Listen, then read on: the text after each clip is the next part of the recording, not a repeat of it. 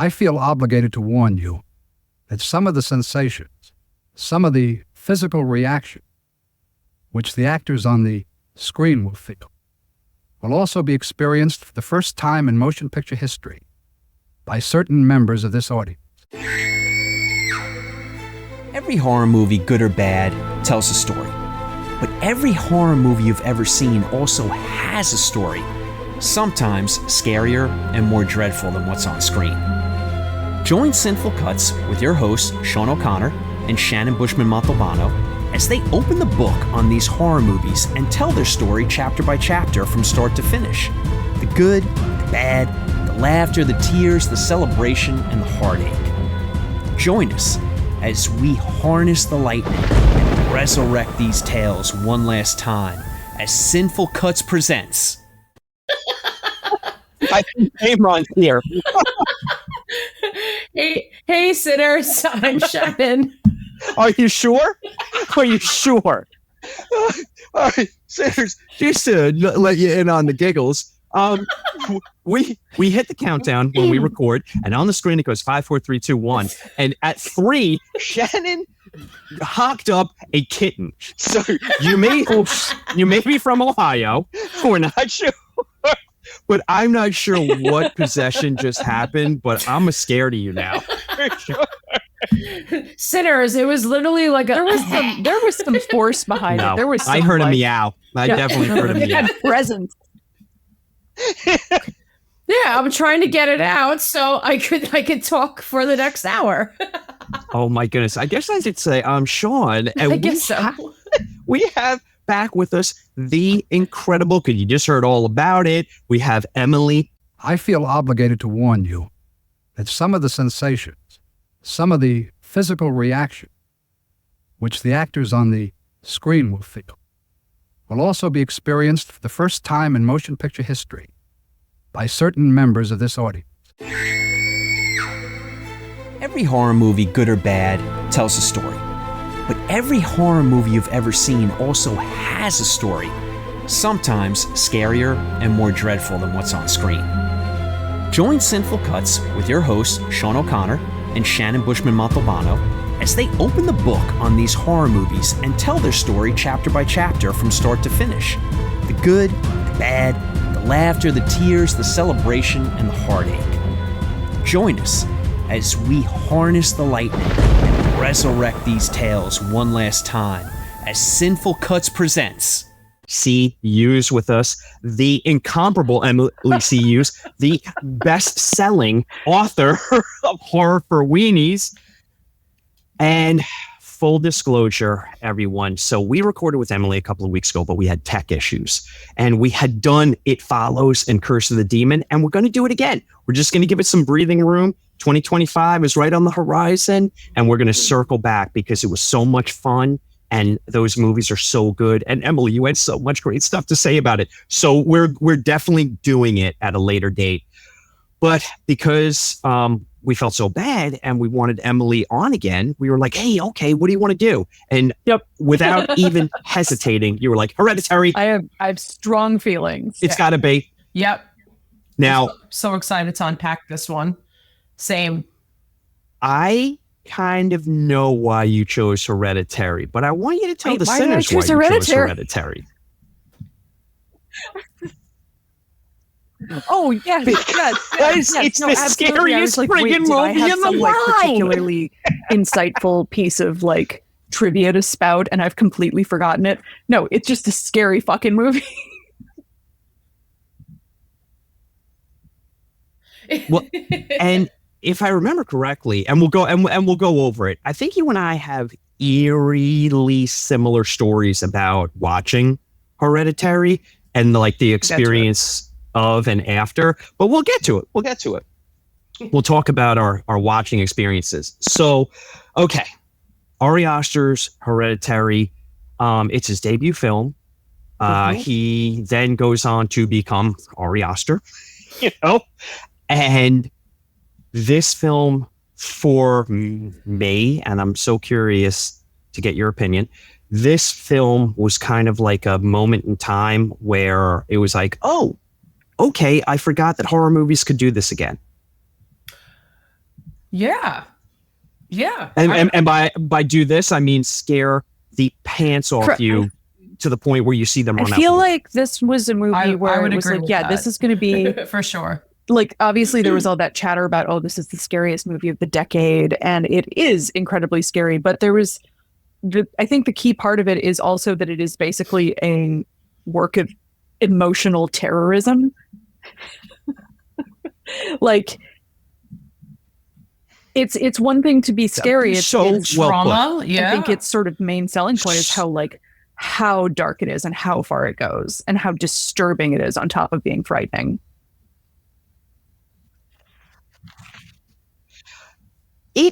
It's like it goes to the ground floor and then you just hear jackhammers because we're not even close. It goes so dark, which I tend to love, even though it kind of hurts a little bit. You know, it could be a bit of a painful experience to watch, but when you think you've hit the bottom and then it just keeps going and going, and then that last 10 minutes, you're like, what is my life? I don't know if I'm going to be okay.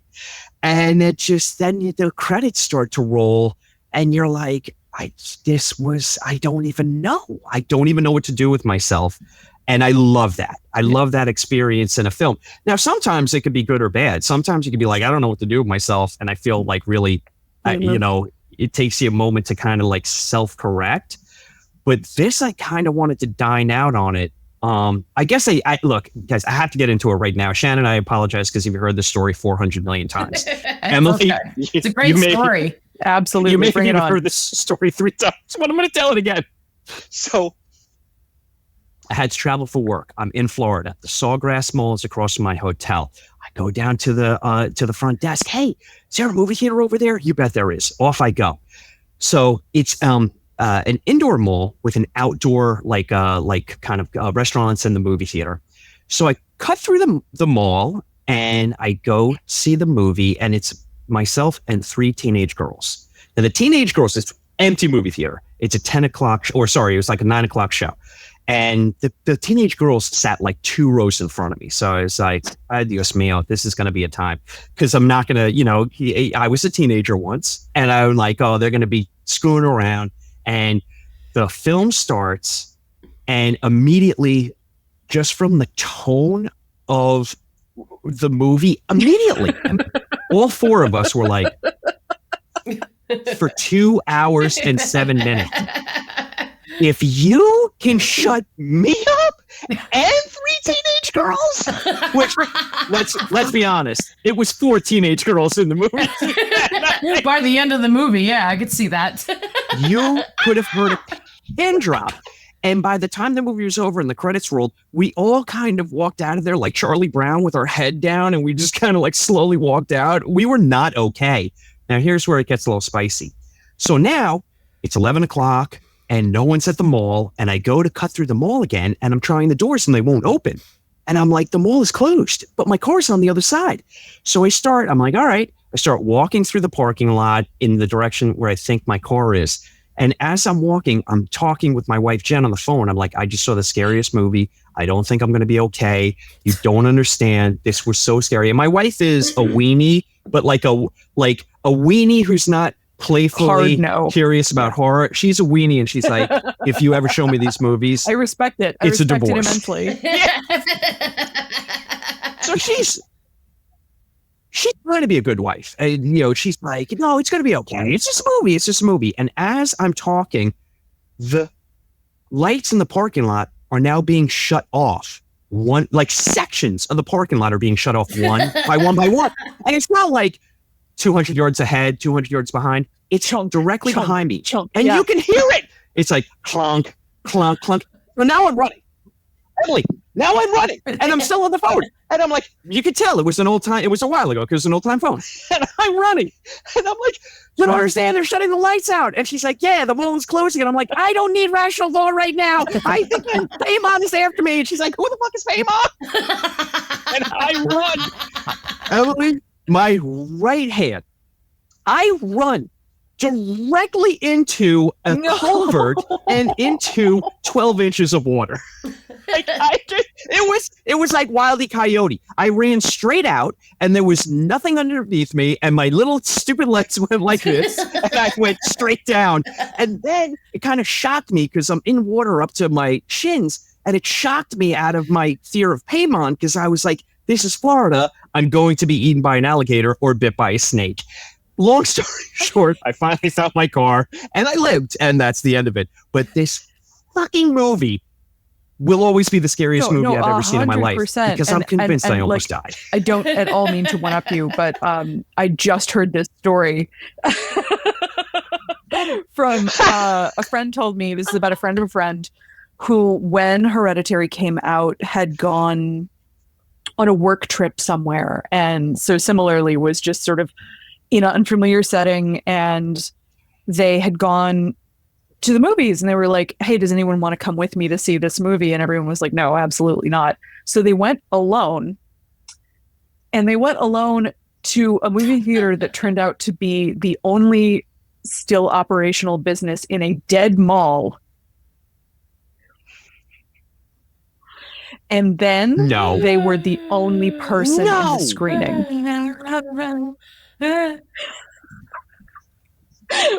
Could you just die? Come on. I rewatched. I don't mean to interrupt you, but just really fast. I rewatched this obviously just to prep for this at home by myself, and I'm like, this is a mistake. And I'm in my own home in a fucking in an abandoned, well, not abandoned, but like a dead zone absolutely building. Not. I was like, are you sure this person is not still dead and wasting away in that theater, and you're just talking to their ghost? Yeah. She's just still there. That's so. When you said dead mall there, I'm like, I'm out. Yeah. Sounds like a great name for a book. I have a great story here, but it's a tangent. We gotta talk about the movie. No, go on the tangent. No, it's okay. Go on the tangent. I lived in a town with a dying hall, and I was in the theater program, and one year our theater at the school was being renovated, and so they needed somewhere else to stage the play, and so we ended up staging the play in an out of business JCPenney's in what had been the shoe department. And we would during rehearsals, we would obviously just fuck around in this empty JCPenney's. And it was just, at the time, it was hilarious and funny. And we were like a little too unsupervised. But in retrospect, I'm like, oh, haunted. That's haunted. That's haunted as fuck. Yeah. You're so lucky that you didn't bump into Phantom of the Mall or security guard robots from Chopping Mall. I really did. You brushed up against death twice, Emily.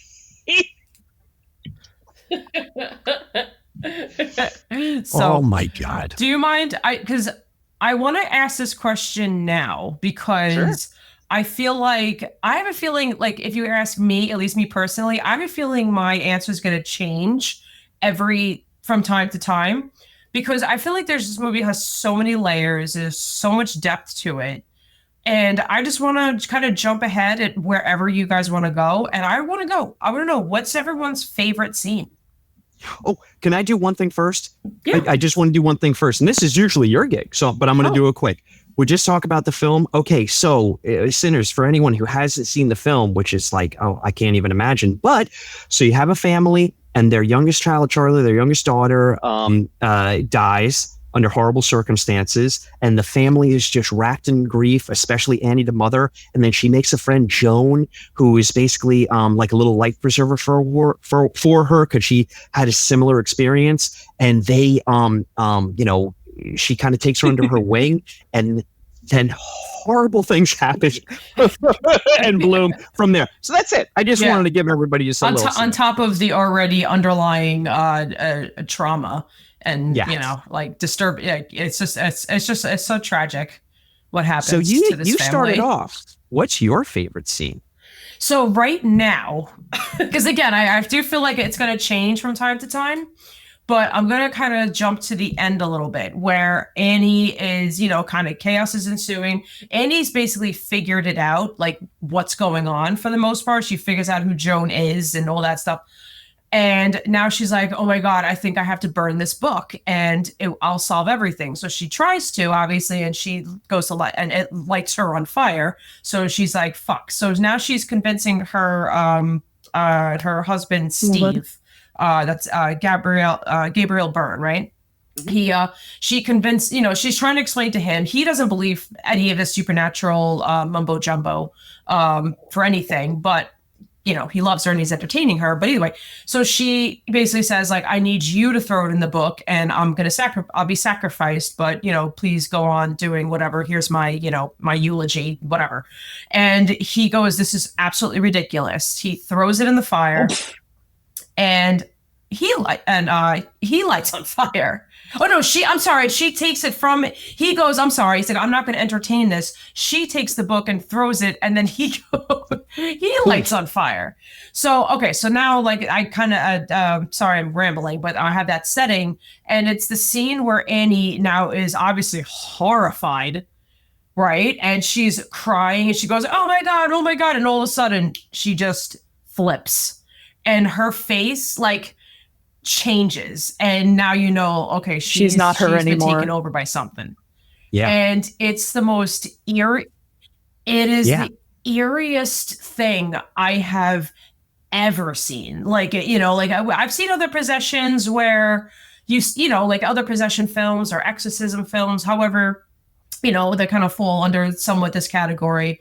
And you see people like start slowly, like they're just all of a sudden not themselves. They start getting withdrawn.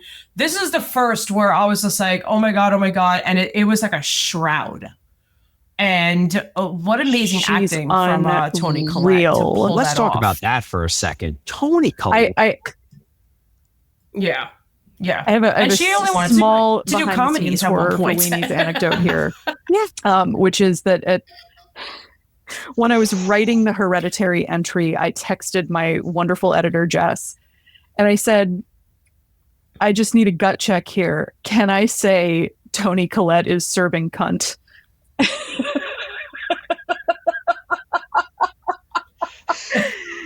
And she was like, you absolutely can. I will fight to keep it. And then like I did. And ultimately we ended up cutting it, not because it was offensive, but just because it didn't work in like the flow of the piece. But I just needed that to live on somewhere because she is.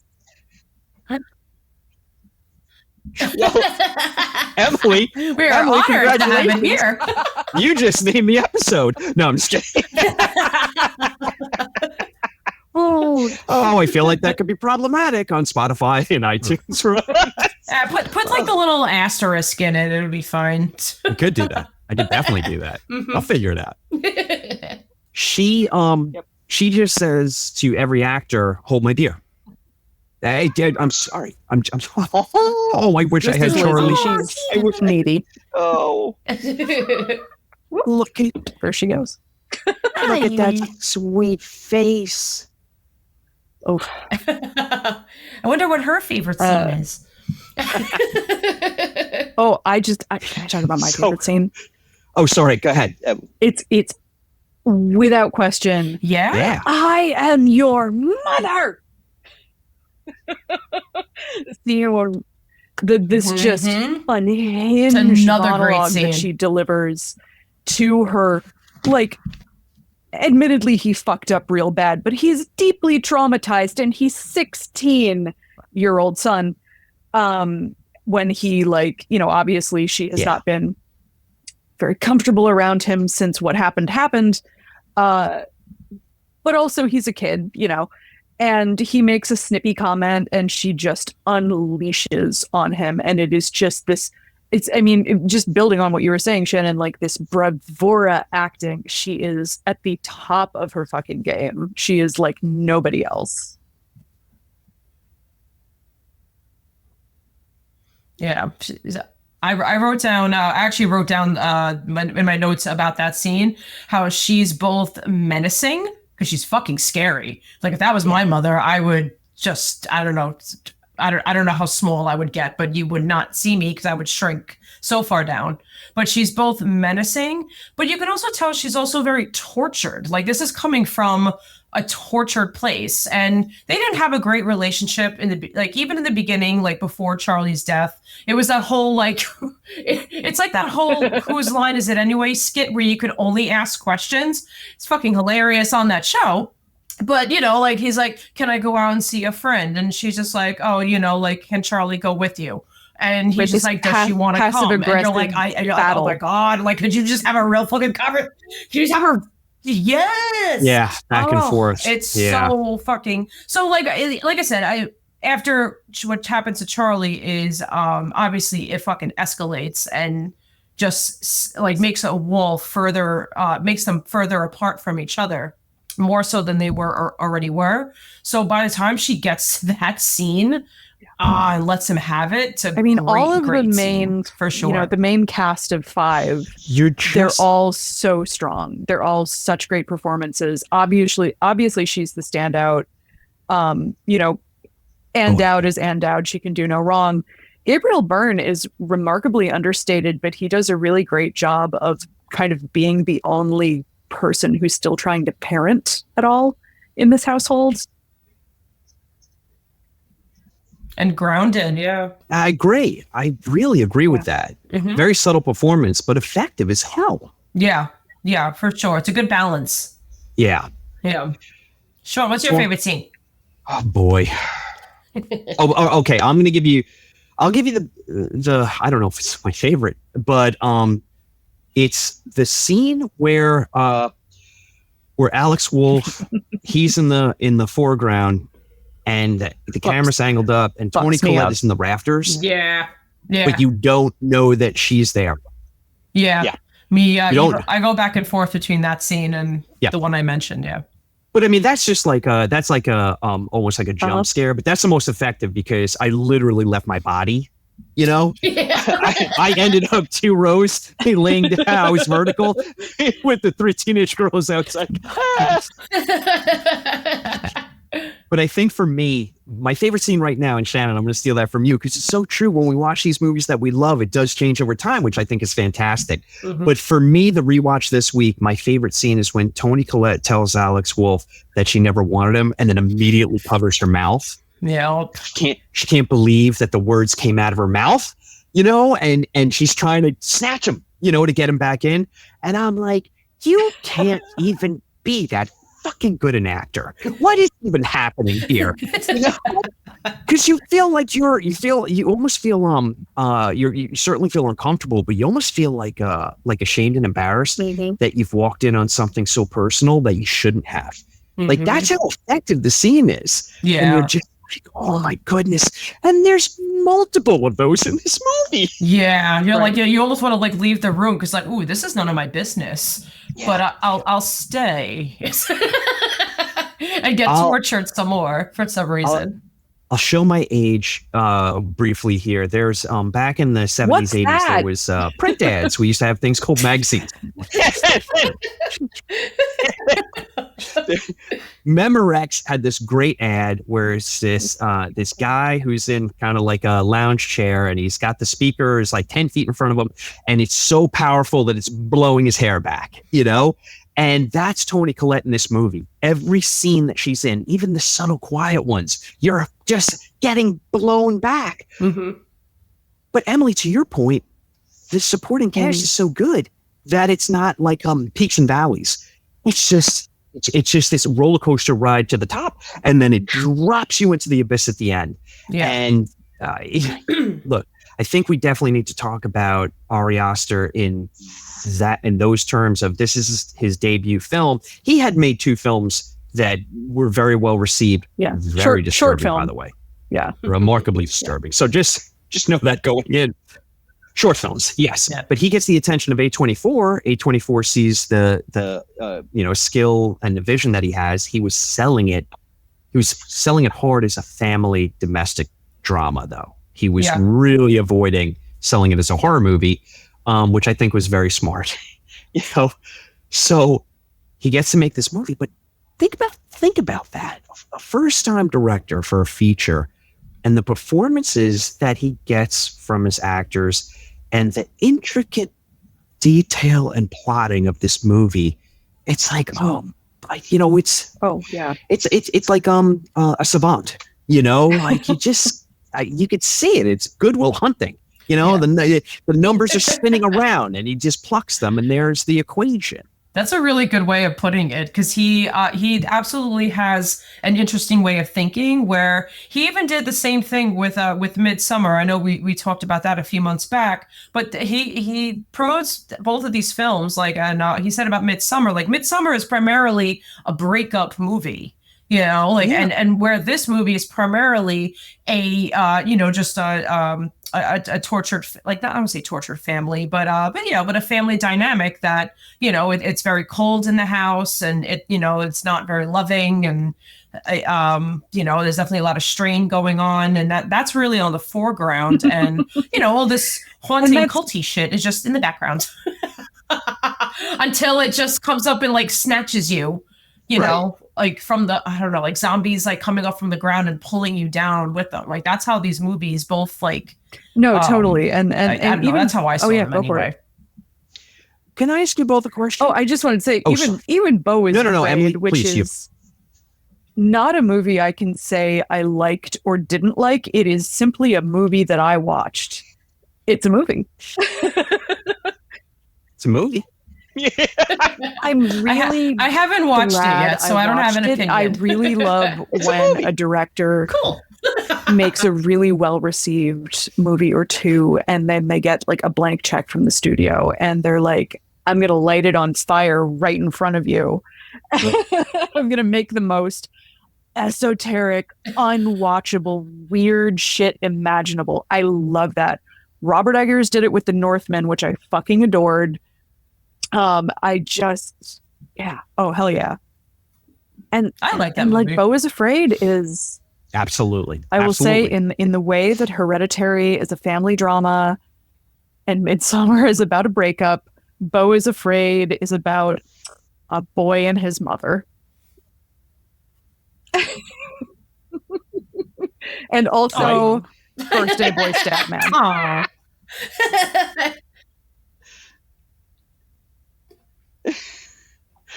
All right. The thing about Beau is Afraid is just, it's like Ari Aster. He just packs his movies with incredible talent. So even if you're like, what did I just watch? It's imminently watchable. Okay. I'm so curious. I'm posing this question to the both of you. So we have our possession movies and our, let's call it, our possession devil movies. And you correct me if I'm wrong. It seems like we have two camps. We have the Rosemary's Baby camp, which is ordinary, everyday people who have a secret. And then we have the wacko 70s Ernest Borgnine in red robes, The Devil's Reign, and Race with the Devil, and Brotherhood of Satan, and you could spot the Satanists for a mile and a half away. What do you prefer? I mean, and it's okay to say I love them both. Well, they definitely both have a place, toward? Right? And I'm never gonna, fault older movies for being less subtle, I guess, just because the way we tell stories evolves. But I really love the It's Your Neighbors, Your Neighbors are the Scary Satanists. That's always scarier to me because, I lived in New York for 15 years. I had some scary fucking neighbors. Yeah, you did. Yeah, you did. Yeah. I don't even know where. We don't even know where you lived, and we already know. You totally had scary neighbors. Absolutely. The best thing about I only lived in New York. I mean, I lived in Queens forever, but I lived in Manhattan for 2.5 years, and it would be you're just down the hallway. You'd be like, why does Mr. Sullivan play bongos at 5 a.m. every morning? It would always be just weird things like that, I don't. It's the city, baby. Yeah. I equated to like most things in my life, I equated to a good meal. I equated to eating because it's my favorite. Your neighbors are Satanists. tends to be the more serious and well-produced films, and those are delicious. But when I'm in the mood to rip some junk food, you know, like I just went into 7-Eleven, and boy, an icy's gonna taste delicious, and how about some Twinkies? That's when I love to wrap my arms around, you know, Zoltan, Hound of Hell. Was it Satan's crazy Tomb thing of from the Lygia, 70s. or am I misremembering that? That old Vincent Price one. Oh, Okay, that was what came to mind. But like that type of movie, right? I don't know.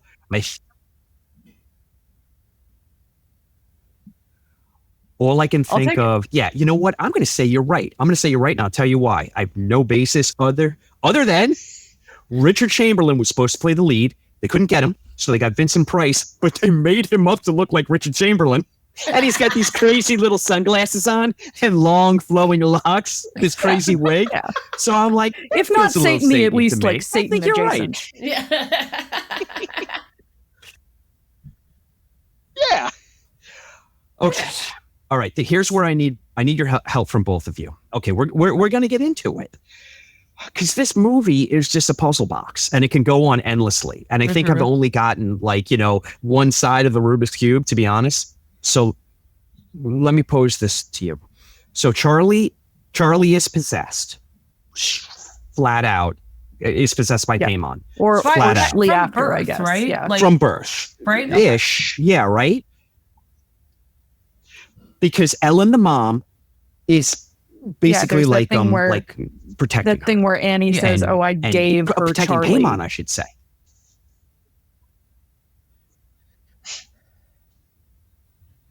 Yeah, like they started talking again after she had her daughter. Like they had a no contact rule, remember? And yeah, that's another great scene with her in the fucking therapy. God damn it. But yeah. Sorry, I'm interrupting you, Sean. Well, no, again, as the one who, and this is real facts, had to sit in the back of the class, I need you two to help me along with this. So Charlie is possessed, but Paimon and the Coven want a male vessel. Yes. Ellen had tried with Annie's brother, and that's why they think he was schizophrenic, and then he committed suicide. Yes. Because mom was putting people inside of me. Okay. I'm good so far. So then the Coven is trying to get rid of Charlie so that Paimon can then transfer to That is Peter? how I understood Is that- it, yes. Is that right? Okay. So it just happened to work out the way. No, Shannon, I think it was very deliberate. That's what I wanted to ask you both. I think, because again, I apologize. I went down a Reddit, black hole. But there are theories that Peter's friends, one of them is in the Coven, the one with the ponytail, because there's a figure kneeling at the end, a nudie kneeling at the end who's got the ponytail. Nudie. Because I'm fucking 5. So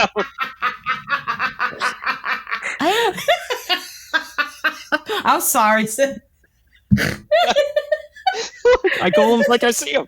He's a nudie. So it made me think. Now we have the title for the episode. That's it. That's going to say nudie. That's it. So can I go so far as to say that the cake that gave Charlie the allergic reaction was purposeful?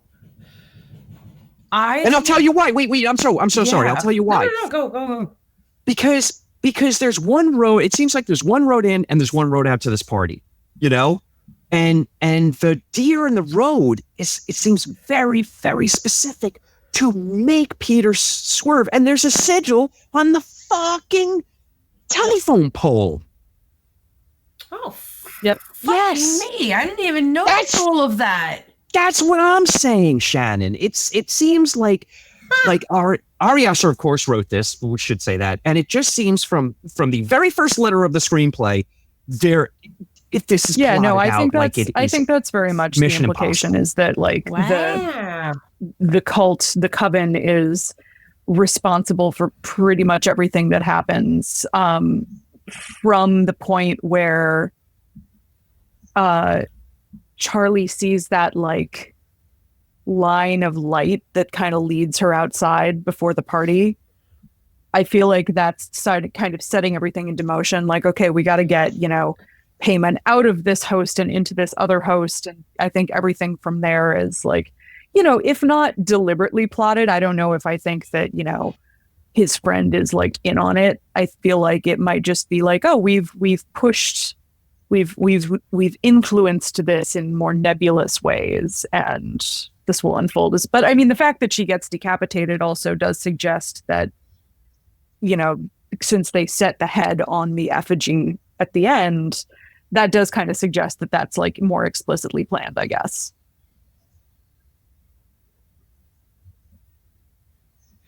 How about the shot of Charlie's poor head? Oh. That smash shot of Charlie's head. Oh, yeah. And then Ari Aster stays there for quite some time. Yeah. It's other directors would have flashed to it. You would have had the image. You're going to look at it, in your pupils, and it would have been gone. But he's like, take a close look. Yeah. You're going to look at it. Yeah, I was at this fantastic book fair on Saturday, which was wonderful. And I got to meet the wonderful Joshua Hull. And yes, yeah. Oh, he's great. Mouse? And I was sitting across from him. We all, like, a few of us went out to get a beer after, and I was sitting across from him, and I'm like starting to eat my, big delicious soft pretzel. And I finally register what's on his shirt as he's sitting across from me. And it's Charlie's rotted head with the fucking ants and everything. And I was like, So you're really going to look at it as you eat your soft pretzel. yes. Did Joshua Hull and I just become best friends? Did that just happen? You guys witnessed it, right? Well, you should. Emily, I'm going to reach out to him. I read Mouth. Oh my goodness gracious. I have been touting its praises. I'm going to reach out to him. We're going to try and get him on the podcast. Mm-hmm. Not only that, we tried to get Rebecca McKendry on, and she was so nice. She's like, absolutely. And then she was lucky enough to snag another film. So she's like, I'll definitely come on. It's got to be at a later date. That. So Rebecca McKendry's got another movie coming out, which is always great. Yay! So, yeah. Yeah. So, oh my goodness. Okay, wait. All right. Back to my Scooby-Doo episode. So, yes. So now we kind of have like, I feel like I'm putting the yarn up on the, the corkboard. But now, okay, so now Charlie is gone. That frees up Payman to then possess Peter, but not without the help of Annie. Right? It seems like there has to be some sort of But Annie was dead already. Oh wait, I'm sorry. No, Annie's Toni Collette. I'm thinking the grandmother. Yeah, sorry. Well, that's the thing is that am I correct to think that there needs to be some sort of like almost like a guide, a helper? It seems to be the way in all of these demonic like in the Omen, you had the housekeeper, the nanny was a servant of the devil. You always have to have like that acolyte. So now I feel like, Shannon, to your point, Annie burns the book. Steve, we got Barbecue Steve, and then she becomes the new acolyte of the coven. And then that's when this movie just goes from 0 to 60. Because it's I think so, because Annie is the one. But does that make sense? Do I have possessed once she's no longer her, who navigates Peter up to the attic and ultimately scares him out of the window, so he dies or is unconscious or whatever when he hits the ground, and you sort of see that same light come into him, and so that's the possession.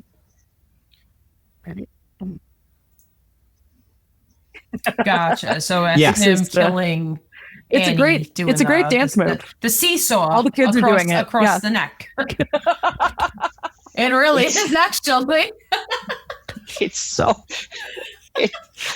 It's you are waiting for it because you're on the shot of Peter in face plant in the ground when he jumps out the window, but you hear the sound design in this movie is incredible. And you keep hearing the song, and it's just common. So you're waiting for it. You're like, well, she was pretty much done with it, and then you don't hear it, and then you hear thud. That's You're a like, great there it counterpoint is. to the scene where after the decapitation, Peter comes home and he just like goes to bed because he's traumatized and in shock, and the camera just holds on his face while it transitions to the next morning, and you hear Annie go down and discover the body in the car, and you hear her shriek, and like it's such effective filmmaking. It makes me angry how good it is for a first feature, like you were saying. Yeah. Right. Right. Like the use of sound, like a lot of people I feel like a lot of people don't utilize that. So I don't know if you guys ever seen like the original The Grudge. It was called Ju-On. I think it was actually a series originally, or even like maybe like a quick little split short. If you watch it, like the way it cuts, it just looks like there should be commercials there. But either way. So the first time, if you've ever seen the movie where, like the gentleman who's been in the house the whole time waiting for the mother to get home, and she never comes home, all of a sudden, like he discovers her dead body, like up, like in a upper part of a closet. So he goes, oh my God, we gotta get out of here. And he goes to grab her son and run out, and he's trying to get out the door.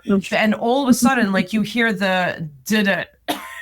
And then you just hear like for the next like maybe 2 to 3 minutes, like just dragging.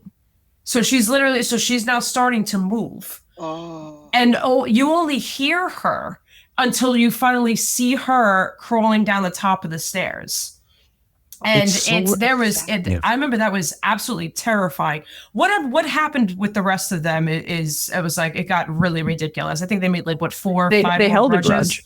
In the American version, don't watch those. Don't encourage me. Yeah. Mm-hmm.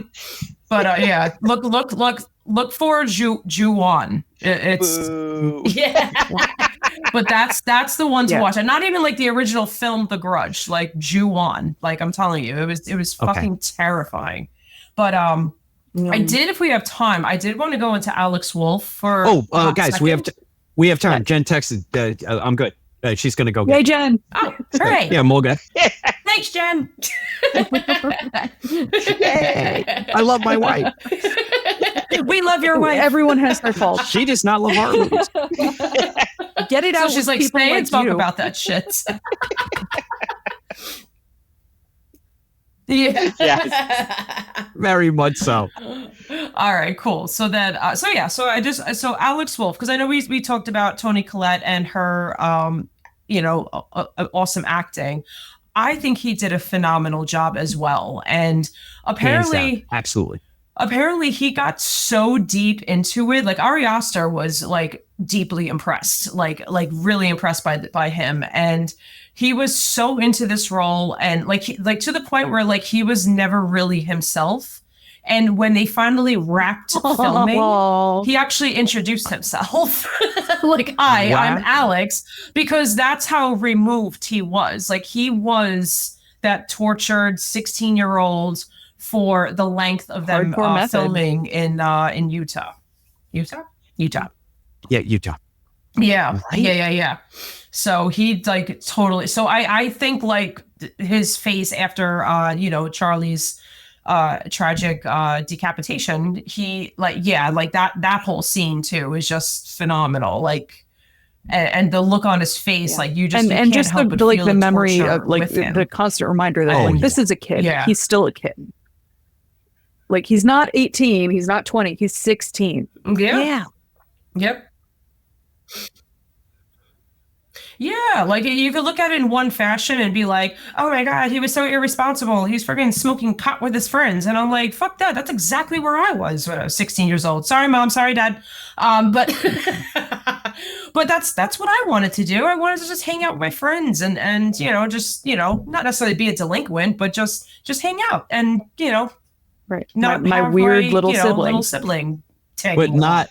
But not be a delinquent. Yeah, the weird one. Yeah, exactly. I always think about actors who have to portray teenagers who aren't teenagers any longer. You know, we have to keep that in mind. You know, he was in his 20s when he shot this. So he's going back to a time he's already passed, but he sells that teenager who's just, you know, his mom doesn't love him. And it comes off in waves. I don't know how to do that. You know, it's like we take it for granted. We're just like, oh yeah, it's easy. He looks like a teenager. He's just gonna act like a teenager. These are such complex performances. You know, even Gabriel Byrne, who, you know, typically has like kind of like, you know, sly or boisterous roles, is so subdued in this. That takes a lot of restraint for an actor. I feel like restraint is the watchword for this whole movie, right? Like, oh, sorry. A lot of times you find this with authors, with filmmakers, with like any kind of creator. A lot of times the first thing they make is so jam-packed full of ideas, and they want to try and fit everything in there because they might not ever get to do this again. But like the restraint that Ari Aster has as a filmmaker, he's never going to rub your face in what happened. He's going to let you figure it out. I said this in the book. I was like, this is a film that rewards repeat viewings because it is so, like, it's not going to hold your hand. You have to be an adult and follow along. But it's also a movie that's like nearly impossible to rewatch. It's so brutal. Oh yeah. Oh yeah. Yeah. Prepare to sleep with the lights on. It's worth it, but it's hard.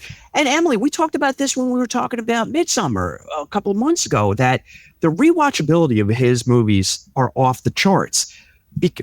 Midsommar, you know, we're like, well, there's the movie in the foreground, there's the movie in the background. Like, and then you could watch it once for this, once for that, and then the third time for all of it, and then you probably have to do that another 3 times to really get it all. Like, it's just insane. Yeah. But with Hereditary, I'm like, I'm good for a bit. But how about the use of storytelling so like in Midsommar, like there's a lot going on in the background. In this movie, they use the miniatures too to help tell the story. Oh, God, yeah. Right? Yeah.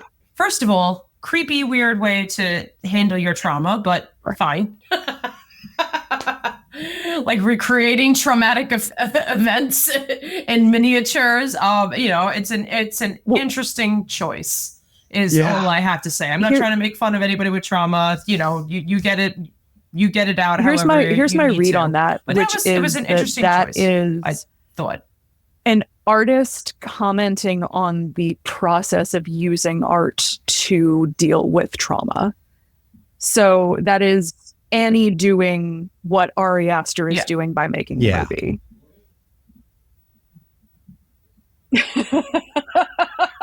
Look at you. Look at you. You know what I get? I just saw Simone Biles leave the pommel horse and stick the landing. That's what I just saw right there. Come on, Emily. You know, when we don't have you on, and then the next week when we're doing an episode, it's just me and Shannon, and it's basically like, dur. Come on. Well, I will say I did have the benefit of, you know, writing about this movie already, so I had some stuff locked and loaded.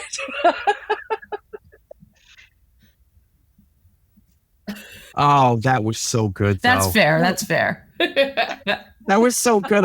I'm scared to say more stuff now. Never be scared of words. Words are good. We're scared of words. Words are your friend. Miniatures, not your friend. There you go. Piano wire, not your friend. No. That's one of those details that you get on rewatch, though, is when Peter is, after there's that shot of her up in the corner of his room, and then she sort of like swims away through the air. And he gets up and he starts to go downstairs, and it's right before he discovers his dad's charred body on the floor. But right in the background of this dark house is the piano that has been wrecked and like pried apart. So it's just foreshadowing that that's what she's about to be using to, you know, do her little dance.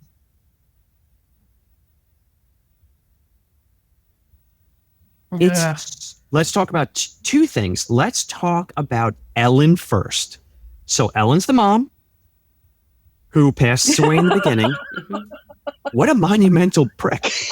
No, I mean, there's no other way to say it.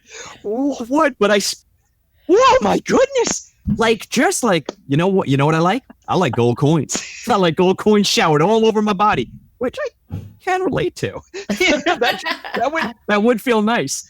But I mean, when you think about it, like the whole trajectory of this movie is just Ellen and the coven just set a plan in motion, and she's like, yeah, here's my family. Just have at them as you will, and they'll be your vessel, and we'll all get, filthy rich off of this.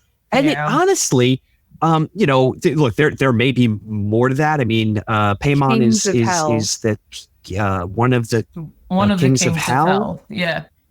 And commands an army of 200 angels, and it's like, okay, but it just seems like they all just really want a lot of money.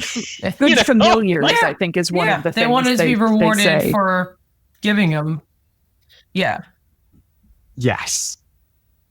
Okay, we need to talk about the Anne Dowd of it all. Yeah, Joan. She Love her. is so good in everything, just in everything. I only watched the first season. Have you two watched The Handmaid's Tale by any chance? Amazing. Yeah. She's just... And The Leftovers. She's next level on that as well. I mean, it's just, so I just...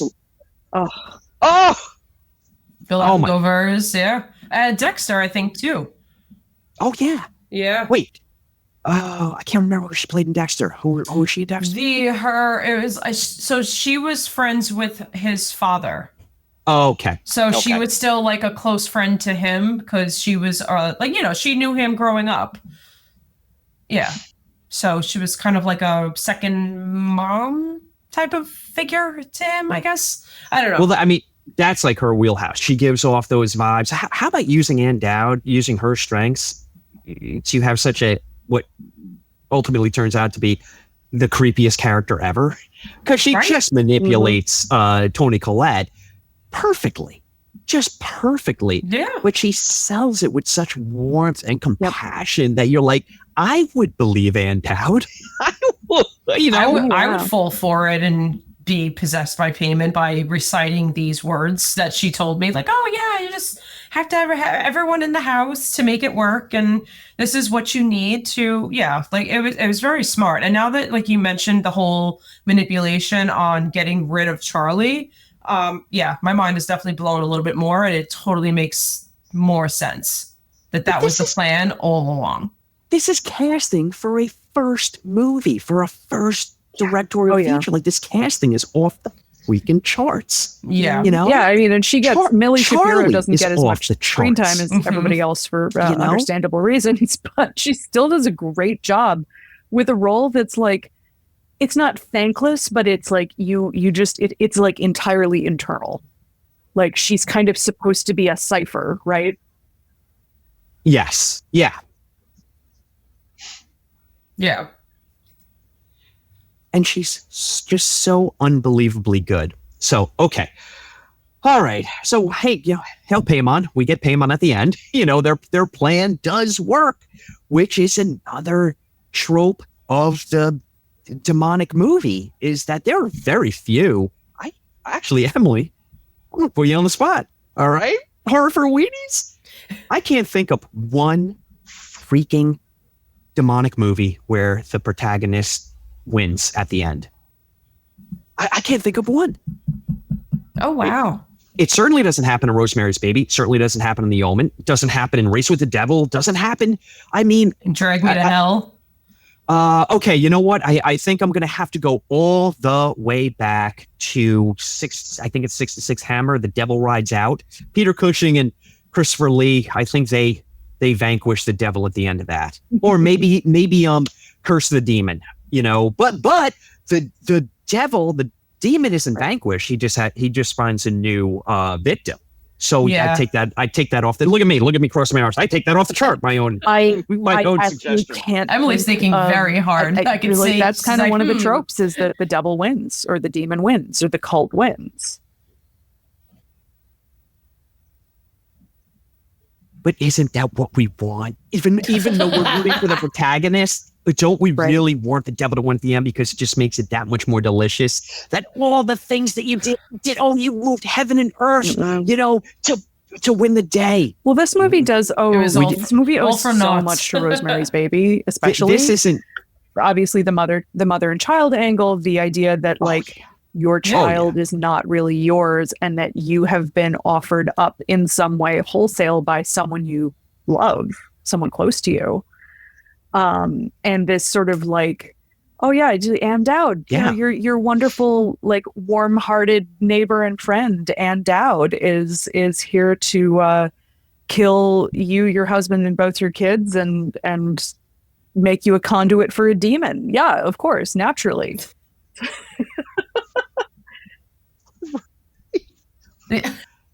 And It rolls off the tongue so nicely. Maybe- and here's some pie. Yeah, exactly. Exactly. Maybe we watch these movies though subconsciously or even consciously. Maybe we watch them time and time again because we're like, Right. this is the time. This is the one where they're gonna win. And then when it doesn't happen, we're like, Yep. oh, good. I don't want there to be one just yet. But you're always fascinated by, what is that one little tick at the end where the devil gets the upper hand? And was it doomed from the very first frame of the movie? That's what I love. That's what I love to go back to of oh yeah, you know what? Rosemary was so screwed once they took that apartment next to, The I can't remember the names. Yeah. No, But, that's the doctor. It doesn't matter. That's it. The Sapristees, thank you. Once, the second they cross the threshold, of the Dakota, that's it. That's the end of it. Yeah. I know. Wait, Ramford, the Dakota's I the real think. building. I can't remember. What is it called? Which Yeah. the Bramford. No, I Oh, mean, look at that's you. It's like she wrote. What? It's like Wasn't she me. researched and wrote a book.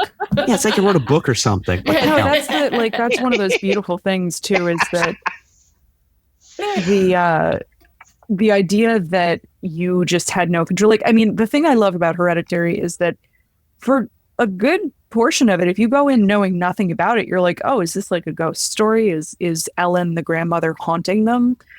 And then Charlie dies, and then you're like, oh, is Charlie haunting them? And then it just takes a hard left turn into no, demon cult. Which you don't, it kind of hits you out of nowhere. I mean, we've all seen this movie multiple times now, and so it's hard to kind of remember that experience of the first viewing, but it's not what you expect at any point.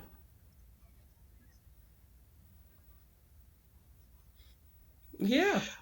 There are factors to a well-made movie, and Emily, I'm curious to see if you feel the same way. Shannon, I know you do because we've talked about this previously, but you see a well-made movie and you're just so full, you're captivated with the story, and then the movie ends and you don't necessarily notice the cinematography or the score or the set decoration, the sound design. But then it starts to fall on you as you're thinking about the movies in the days following. And if you're watching a movie and you're actively seeing those things, then the story's not working. Then you're not captivated. You're just like, oh, I have to distract myself with these other things.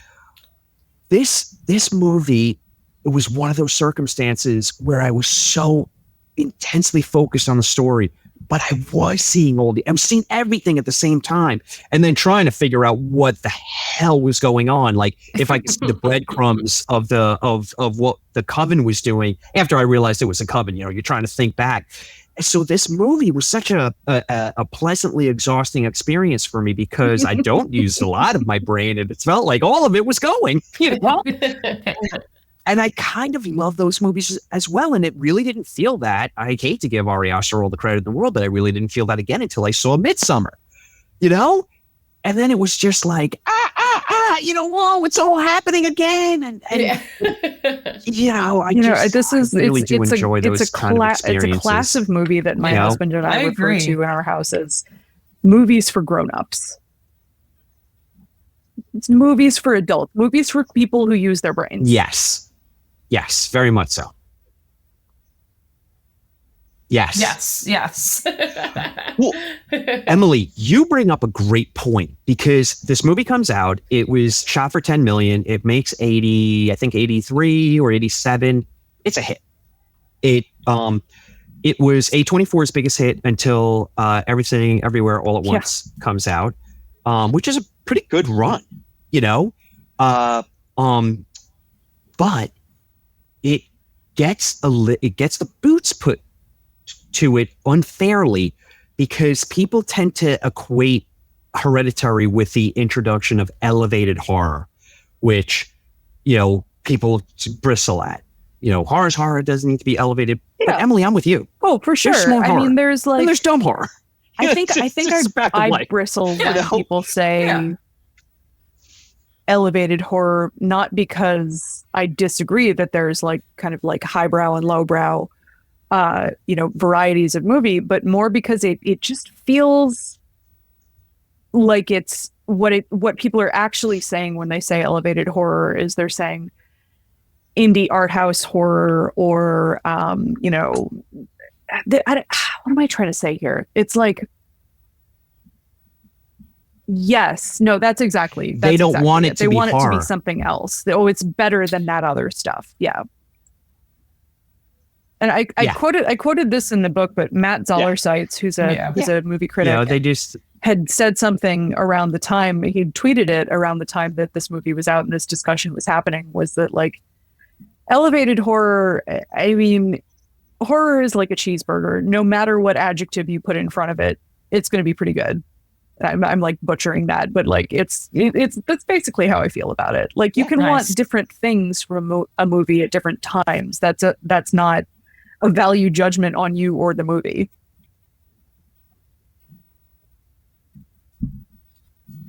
No, sometimes I'm in the mood for a movie like Hereditary. Sometimes I'm in the mood for a movie like Piranha 3D. It was so fun. I can say multiple bitches. Have at it. I only bring that up because I actually got made fun of, like not really made fun of, but like me and my husband went and saw it, and we just had like the best time. We're like, this movie was awesome. It was so cool. It was so much fun, and like we did all the 3D things, and remember like certain body parts like floating in front of our faces. We were like, no, so we were swatting it away. So we're laughing and telling about this experience, and like one friend was like, you paid to go see that movie? And we were like, fuck yeah. Like I didn't go there to see an Oscar winning performance. I went there to see a lot of people die, and that's what I got. It was fantastic. You're like, I didn't pay to go see that once. I went to go see it twice. And immediately bought the DVD so I can showcase it at my house when I have friends over. All right, Emily, you've been through the 3 questions before. We're going to do 3 questions tonight, but you've already done our original 3. So we're going to do weenie-centric questions for you. Ooh. Okay. The first one is going to be, can you recommend for a weenie? And sinners, we're quantifying oh, by the way, Emily, in your honor, we are taking Scaredy Cat out of the lexicon, and it is now replaced with weenie. So for anyone listening who's like, what's a weenie? I mean, it's pretty obvious, but we'll explain. It's a Scaredy Cat. It's somebody who is horror curious and scare curious, but is doesn't want to watch the films or wants to ease into it. So can you, and this is a tough one, could you recommend a demonic and/or possession movie that is a good gateway for a weenie? This could be a tough one. I have one that is it Hereditary, is Sean? the wrong answer, but I'm sticking with it. That's my joke answer, actually. I actually usually always say that. Like, what's the first one, a horror movie you should ever watch? Like, you should try to ease yourself into Hereditary. That's a good step. It's Martyrs. I honestly, oh Lord, no, I have an answer for it right up front, and I'm just a little worried that it's like not an interesting enough answer, but I really think it's Rosemary's Baby. Both because I think it's not You know what? overtly I'll agree with scary. that. It's psychologically scary. It's tense. It's disturbing. But also because watching that, it's one of those foundational horror movies that once you watch it, you understand retroactively a whole bunch of references to stuff. So I just think everybody should watch Rosemary's Baby. Great point. Yeah, same. Agreed. Same. All right, but you nailed it. I think that's a fantastic answer because it's not gonna have people running toward the exit. So it is weenie approved. Rosemary's Baby. That's a great one. And yet, like you said, you get a great blueprint of great tropes and themes, and it kind of opens the door to maybe could notch up from there into a little bit scarier. Work your way up to a Hereditary. Okay. Second question. Can you recommend for weenies and the horror obsessed alike the perfect read along for a movie like Hereditary? And I know you've already done 4, but which one are you? I'm so curious to see which one you're going to pick. I really think I got. You can only pick one. I think I got to go with Just Like Home by Sarah Gailey.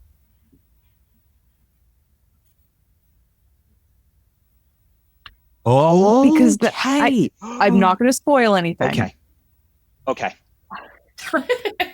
I love Sean's that speechless. book. Like, okay. They're one of those authors who can really effortlessly leap between genres in a way that like makes me angry at them. But that book,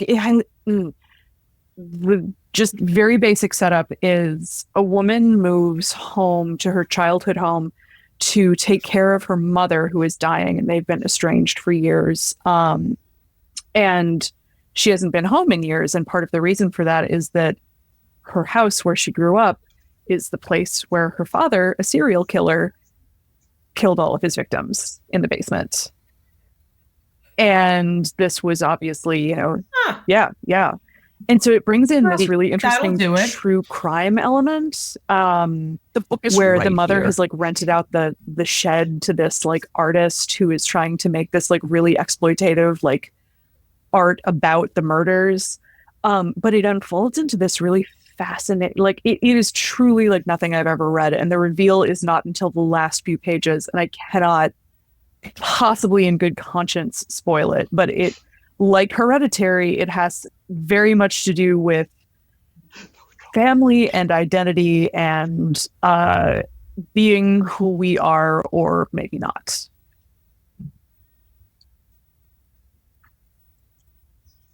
Huh. Oh, I sounds love that answer. I just added it to my book list. I'm freaking out because I have my book. I've got my bookcase right here, and it's like right there, and I can't reach it, and I don't know why I need to hold it. But I want to know. Yeah, I love that. Hey, can I do one? You didn't ask me. Can I do one? I'm gonna do one. What about and this is not weenie approved, but this is for like the horror literature. Like the uncut stuff. God. Yeah, what no, about that Come book Closer? You just can't go wrong with it. It is terrifically scary. And it's short too. And Sarah Grant was one of those authors who was just like, I'm just going to like drop this perfect horror novel and like then go do other stuff.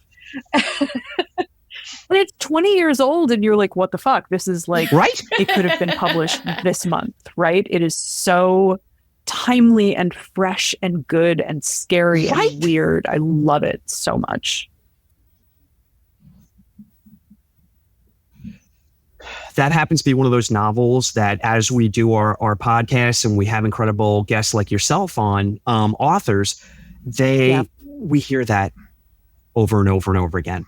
A lot of the times it's like off camera. We're just bullshitting about books and they're like, man, did you read Come Closer? Like, it's so good. Oh yeah. That one, I mean, Shannon, if you haven't read it, it's going to curl your toes. It's just like, you're going to hear snap, snap. And I do have to give my never-ending book quick list. plug for Clay McLeod Chapman's new book, which is yeah. Wait a minute. I'm sorry because I'm an idiot and I'm making dumb noises and I talked right over you. Are we talking about? Are we talking about the one that's coming out in 2025? Yep. On January 7th, the day after January 6th. Oh, it's called "Wake Up and Open Your That's the Eyes," one. and the super quick one-line pitch is that it's like a QAnon horror novel for people who have like lost family members to like right-wing conspiracy theories. But I read it in a single sitting a few days ago. It is so much more than that. It is so fucked up. Wow. Oh my God. There's a scene with one of those like rotary pizza slicers that I'll never forget. On your face. Oh no. But it gets really into this. There's a whole section of the book that's just about a family of four, married parents, 2 sons, that has a lot of Hereditary type of vibes to it. I'll just leave it at that. Oh, nice. Wait, I just have to rewind a little bit. He uses a pizza cutter. Didn't he say when we first had him on back in March? Didn't he say, "I totally want to write something and use that"? He had already written it. He was like, guys, we were talking about Bad Ronald and we're just bullshitting. And he's like, I just wrote, I'd written a scene from a new novel coming out with a pizza cutter. You're never going to look at a pizza cutter the same way again. Yeah, he did say that. Okay. I couldn't remember if he was just like, oh, I'm going to write something like that. I'm like, Tony, he wrote it. He just started writing it and it's done. Clay is so deliciously fucked up. And I mean that with all the love in my heart. I can't get enough of his work. By the way, Emily, it's almost like the band's getting back together this Sunday. We are heading to Brooklyn for Books and Brews, sponsored by Twisted Spine Bookstore. Yeah. Clay, Nat, Erin, so many other authors are going to be there, but I'm not working. Yeah, so I was considering like, do I want to try and get down there for that? And like, no, I just need to give myself a little bit of a break. But it looks awesome. It looks like a great lineup.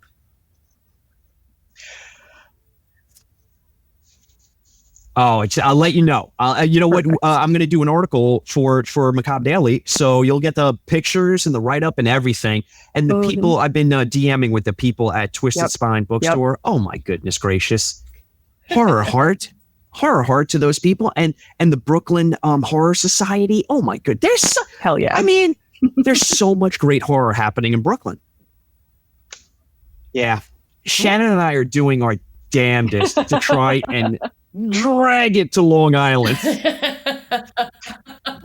There's a lot of horror on Long Island. None of it purposeful. So we're trying to get some actual, purposeful scares. But okay. All right.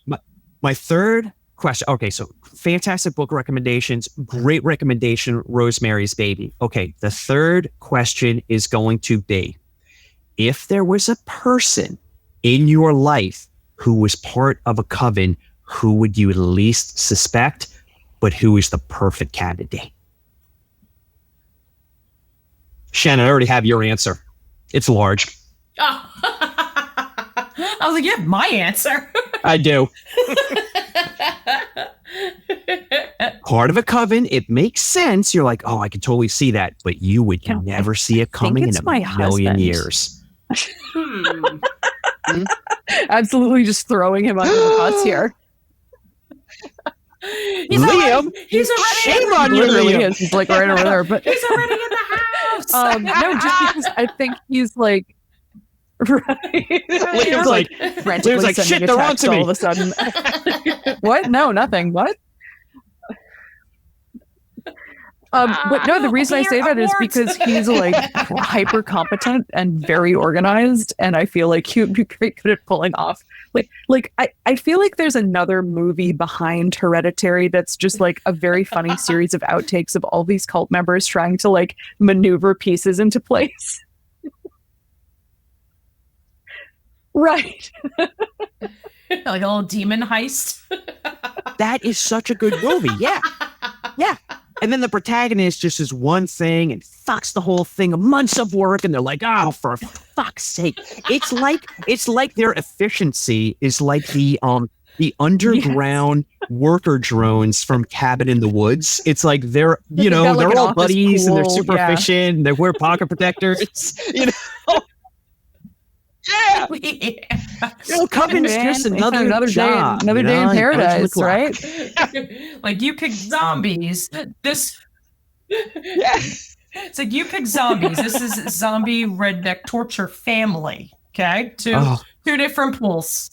I was also thinking of, have you ever seen Django? Quentin Tarantino's Django. Yeah. The scene where the KKK members are arguing about their. I'm like, but it's just like, oh, when I can't see any, do I have to wear this bag? I can't see anything. My wife worked so hard to cut these holes for all you ungrateful motherfuckers. They're like, eh. This, Emily, Shannon will appreciate this one. So my answer is my dear friend Roy. I would never see it coming in a million years because he's the sweet. It's like if someone, if Paddington Bear just became a man, well, a man child, it would be Roy. And I would never see it coming. But that's sneaky. You're like, eyes on you, Roy. You know what? Eyes on I'm you. gonna call him after this.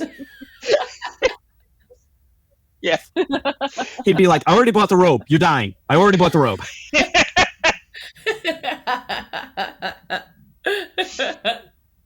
Emily, this is the point of the podcast.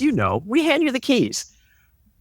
Please promote anything let's and see. everything. It is, as we're recording this, I have just had an essay come out yesterday with Nightmare Magazine that I'm really proud of, about sharing horror with the people around you, and how it's like a connective tissue in relationships.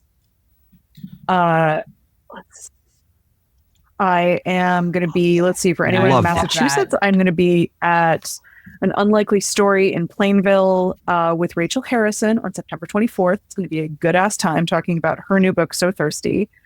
And then let's see, I can't see what it's about yet, but my next New York Times book review is going to come out next week too. Oh, really? Fancy pants. I cannot wait. Oh my gosh, I cannot wait. All right, so don't spoil it, but of course, I'll buy it and I'll read it cover to cover. Okay, that's fantastic. Inevitably. Hey, any chance you're coming back down to New York? My husband goes down like once a month for work. Okay. I come along, probably half the time. It's like, yeah, I'm around. Okay. All right. Because, again, use us as a tiny little megaphone. Anything and everything that you want to promote, let us know. We'll put it on our socials. We'll mention it on Sinful Cuts. We'll even, I'll see if Matt Orozco can do anything on Macabre Daily. I don't know why all of a sudden I have maracas, but it feels right. We're going to sell some books. It's not the piano. It's not the piano string. Normal. Oh my gosh, yeah. I was just decapitating myself. Your sinners are eventually just going to hear a thud. Well, something tells me I was doing this on camera. It's not going to be piano wire in the comment section. So with that, yeah. Oh yeah, yeah. I'm quite the pinata, Emily. I'm quite the pinata in the comment section. It's rough out here. I gotta have thick skin in this podcast game. Let me tell you. Oh yeah. Oh no! Oh, I like how my partner goes. Oh yeah, not a single word except she's luminous. Yeah. I love everything that she says. And then they're like, tell that bridge troll to shut the fuck up. It's literally introducing the episode. Cannot wait to have you back on. The wheels are turning. The wheels are definitely turning. Yes. Like I said, horror for weenies. We're gonna land the plane. from the beginning in the introduction to the end, Horror for Weenies is the absolute perfect gift for yourself. If you're a horror obsessive like we are, and like anyone listening to this podcast most likely is, you need this book. There are treasures in this book. There are things about the movies that you've watched a million times that you do not know. And you'll read this and you will just start to glow because you're like, God dang it. This is so fantastic. And then it's the perfect gift for all of those weenies out there that really do want to dip their toe into the horror pool. So we've got spooky season coming up. We have my favorite holiday, which is Halloween. Others. And then we have some other holidays after that. So yeah, others. Halloween 2 and 3.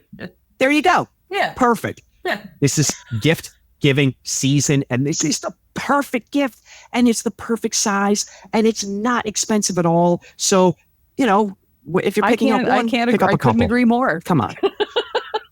Come on. I think it's great. Yeah. Buy multiple copies. Buy one for everyone you know.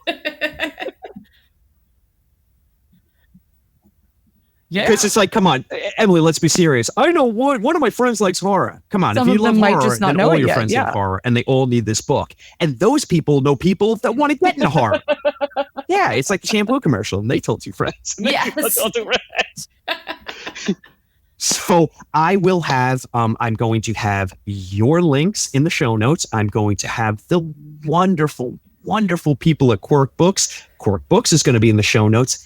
And bookshop.org is going to be in the show notes because you turned me on to that. Oh, and of course, Read Jump Scares is going to be in the show notes. Yeah. But you turned me on to all of these Thank things. you both so much. This is always such a pleasure. You guys are great to hang out with. Like, it's like unfair that we're in different states. Yeah. Like, yeah. We're going to have a movie night one of these days. I know. I know. Absolutely. Oh, 100%. 100%. Pajama Emily, slumber party. This comes from the heart, though. You've had a lot of me these past couple of weeks. You need a break. Tell that bridge troll to shut the fuck up.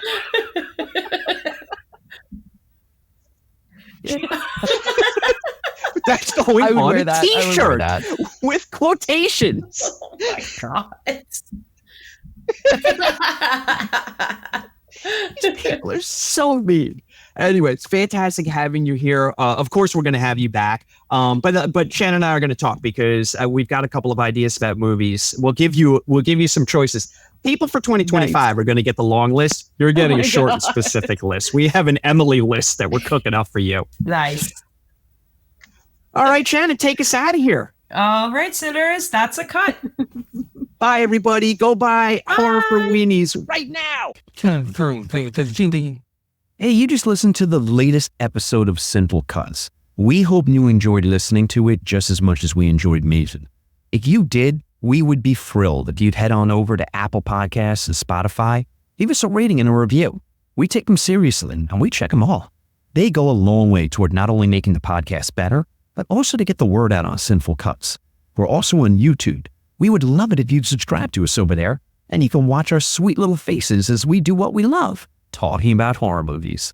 Until next week, when we're going to have a brand new chiller for you, please put kindness out into the world and dig your scare on.